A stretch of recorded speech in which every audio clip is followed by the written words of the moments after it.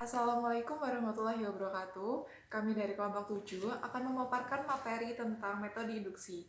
Sebelumnya, kami akan memperkenalkan diri terlebih dahulu.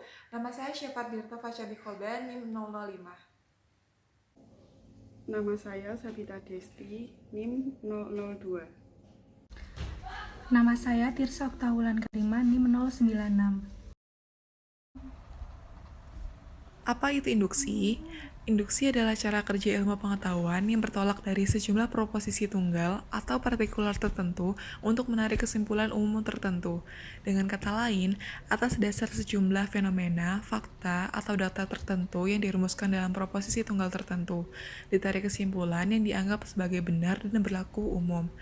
Induksi gaya Bacon. Menurut Bacon, ilmu pengetahuan dan ilmuwan sampai dengan zamannya terlalu berupaya untuk mengontrol dan memanipulasi alam menurut kehendaknya. Alam dipaksa untuk cocok dengan pengandaian dan cara pandang manusia. Metode gaya Bacon berguna untuk memungkinkan ilmuwan sampai pada kebenaran yang objektif. Ada 3 hal pokok yang dikatakan Bacon. Yang pertama, ketika mengadakan penelitian ilmiah, ilmuwan harus bebas dari segala pengandaian. Yang kedua, memperhatikan fakta dan data yang bertentangan satu sama lain. Dan yang ketiga, fakta dan data yang telah dikumpulkan kemudian dievaluasi, diklasifikasi, dirumuskan, dan disimpulkan sesuai dengan kemampuan yang dimiliki. Metode gaya Bacon ini berguna untuk memungkinkan ilmuwan sampai pada kebenaran yang objektif. Keberatan dan kelemahan induksi gaya Bacon. Dalam kenyataan, kita tidak pernah mendekati, meneliti, dan membaca alam dengan mata telanjang yang kosong sama sekali. Mengesampingkan spekulasi ilmiah, padahal fakta, data, fenomena tidak pernah menampilkan dirinya kepada kita sebagai fakta, data, atau fenomena yang telanjang begitu saja. Langkah-langkah metode induksi. Langkah-langkah metode induksi dibagi menjadi 2 model, yaitu induksi murni dan induksi yang telah dimodifikasi. Induksi murni mempunyai 4 langkah penting. Yang pertama yaitu identifikasi masalah. Pada tahap ini muncul sebuah situasi yang disebut sebagai situasi masalah. Ada berbagai gejala yang memperlihatkan bahwa ada sesuatu yang aneh atau menarik, kejadian atau peristiwa tertentu yang belum bisa dijelaskan. Peristiwa atau gejala ini tidak diketahui penyebabnya. Intinya, tahap pertama adalah menetapkan dan merumuskan apa masalah yang ingin dipecahkan. Kedua, pengamatan dan pengumpulan data. Untuk menjawab dan menjelaskan masalah pada langkah pertama, dilakukan pengamatan secara lebih seksama atas gejala-gejala yang menimbulkan masalah. Berdasarkan pengamatan tersebut, lalu dikumpulkan berbagai fakta dan data yang telah diduga dapat menjelaskan masalah tersebut. Fakta dan data tersebut lalu diklasifikasi, dikaji, dan dianalisis untuk mendapatkan suatu gambaran yang jelas yang dapat memberi penjelasan tentang penyebab dari permasalahan tersebut. Ketiga, merumuskan hipotesis. Atas dasar fakta-fakta data yang telah dikumpulkan dan dianalisis tadi, diajukan sebuah hipotesis. Hipotesis ini didasarkan pada dugaan mengenai hubungan yang terjalin antara berbagai fenomena, antara berbagai fakta dan data, khususnya dengan gejala yang menjadi masalah tersebut. Keempat, tahap pengujian hipotesis. Tahap ini bermaksud untuk menguji lebih lanjut kebenaran hipotesis tadi dengan melakukan penelitian. Caranya adalah dengan membuat berbagai prediksi yang akan memperlihatkan adanya kaitan yang tak terbantahkan dan terbukti benar. Prediksi tadi lalu diuji cobakan. Kalau ternyata mendukung hipotesis, dalam pengertian prediksi tersebut terjadi, maka hipotesis tersebut diterima sebagai benar. Kalau tidak, maka hipotesis tersebut gugur dengan sendirinya. Jika ini yang terjadi, maka perlu diajukan hipotesis baru. Langkah metode induksi yang telah dimodifikasi. Pertama, adanya situasi masalah. Ada masalah tertentu yang sulit dijawab dengan menggunakan pengetahuan yang ada. Karena itu, mendorong kita untuk melakukan penelitian untuk menjawab dan menjelaskannya.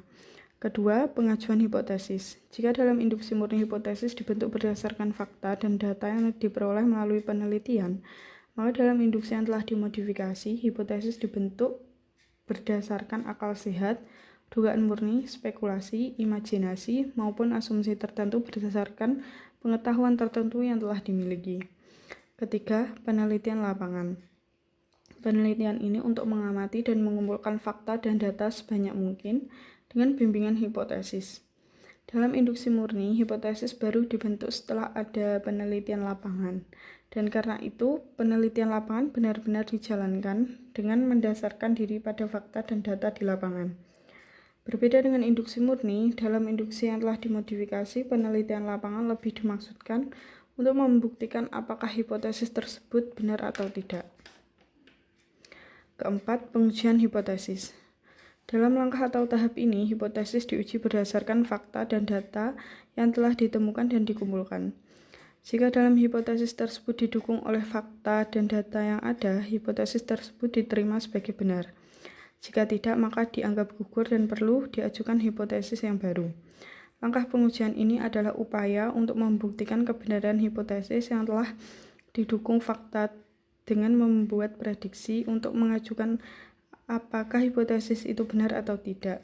Contoh sebuah hipotesis, misalnya, diduga tingkat pengangguran yang tinggi berpengaruh positif dan signifikan terhadap tingkat kriminalitas. Hipotesis ini lalu diuji lebih lanjut dengan membuat prediksi. Jika prediksi tadi dibuktikan benar, maka hipotesis tadi diterima sebagai benar adanya. Situasi masalah. Situasi masalah adalah unsur paling pokok dalam cara kerja induksi karena situasi masalah adalah titik pangkal, titik mulai dari cara kerja induksi. Pada umumnya, seseorang terdorong untuk melakukan penelitian karena dia melihat ada masalah tertentu yang belum bisa dijelaskan secara pasti. Ada kesangsian dan keraguan terhadap suatu hal atau fenomena yang tidak bisa dipahami dengan menggunakan hukum atau teori ilmiah yang ada. Beberapa ciri masalah yang baik. Yang pertama, masalah harus mempunyai nilai untuk diteliti. Maksudnya adalah masalah tersebut mempunyai arti penting untuk diteliti, baik bagi kepentingan ilmiah maupun bagi kehidupan manusia. Masalah tersebut harus bisa diteliti atau dikaji dengan berbagai perangkat penelitian yang ada. Masalahnya harus dirumuskan sedemikian rupa sehingga mengandung implikasi-implikasi yang dapat diuji secara empiris. Masalah tersebut perlu dirumuskan dalam bentuk pernyataan yang menarik dan menantang untuk diteliti. Yang paling menarik adalah jika masalah tersebut dirumuskan dalam bentuk pertanyaan mengapa. Kedua, selain mempunyai arti penting, dalam kegiatan ilmiah modern dewasa ini seringkali dituntut agar masalah yang diteliti juga harus feasible. Ini berarti data serta metode untuk memecahkannya harus ada, biaya penelitian jika dibutuhkan harus tersedia. Waktu yang dibutuhkan juga mencukupi dan juga antara biaya dan hasil harus seimbang. Ketiga, masalah tersebut harus sesuai dengan kualifikasi peneliti. Artinya masalah tersebut pada tempat pertama menarik bagi peneliti atau ilmuwan tersendiri. Sumber-sumber masalah. Masalah yang dapat dijadikan objek penelitian dan kegiatan ilmiah ada banyak sekali dan dapat diperoleh di sekitar kita. Misalnya saja pengamatan atas berbagai gejala sosial dan alam sekitar kita. Masalah juga bisa muncul dari bacaan ilmiah yang kita geluti.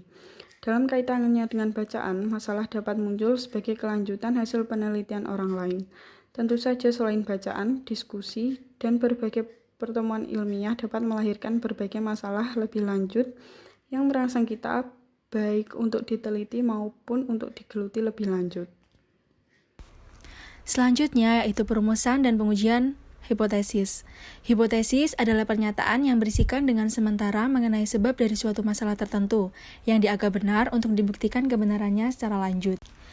Dengan demikian, hipotesis berisi keterangan atau pernyataan mengenai hubungan yang diduga ada di antara peristiwa yang satu dengan peristiwa yang lain. Dalam hal ini, hipotesis mempunyai beberapa kegunaan sebagai berikut. Yang pertama, yaitu untuk memberi batasan serta kerangka penelitian. Maksudnya, yaitu hipotesis membatasi lingkup dan jangkauan kegiatan penelitian tersebut. Yang kedua, yaitu untuk mengarahkan perhatian peneliti pada gejala, fakta, dan data, dan juga hubungan di antara berbagai gejala, fakta, dan data yang ada. Yang ketiga, yaitu hipotesis juga berfungsi sebagai alat yang sederhana untuk mengaitkan fakta dan data yang tercerai-berai. Dengan demikian, hipotesis berfungsi sebagai semacam tool of analysis untuk memudahkan dan memungkinkan peneliti menganalisis fakta dan data yang ada. Jadi, dalam induksi murni, setelah hipotesis dirumuskan berdasarkan berbagai fakta dan data yang diperoleh dari penelitian langsung, kita membuat prediksi atau ramalan tentang berbagai fakta dan data yang akan ditemukan baik secara hipotesis maupun secara faktual. Jadi, intinya, prediksi mengenai fakta tersebut akan membuktikan apakah hipotesis itu memang benar atau tidak. Contohnya yaitu kunyit digunakan untuk pengobatan. Kunyit dapat dikatakan mampu menyembuhkan luka dapat dibuktikan dilakukan dengan metode ilmiah. Sinkronisasi metode ilmiah ini dapat disimpulkan dari pengalaman dan kebiasaan masyarakat dalam memanfaatkan kunyit sebagai obat tradisional untuk penyembuhan luka pada organ tubuh bagian dalam. Jadi, dengan dilakukan metode ilmiah diawali dari asumsi dan kebiasaan masyarakat mengenai suatu hal, misalnya dalam memanfaatkan kunyit sebagai pengobatan tradisional, diawali dari munculnya pernyataan, apakah benar kunyit mampu mengobati luka, kemudian menyimpulkan informasi, melakukan hipotesis, melakukan pengamatan, dan menyimpulkan. Jadi, dengan langkah pengujian hipotesis itu, terlihat jelas bahwa ternyata dalam kenyataannya, metode induksi pun pada akhirnya menggunakan cara kerja deduktif, yaitu pada langkah pengujian dengan prediksi.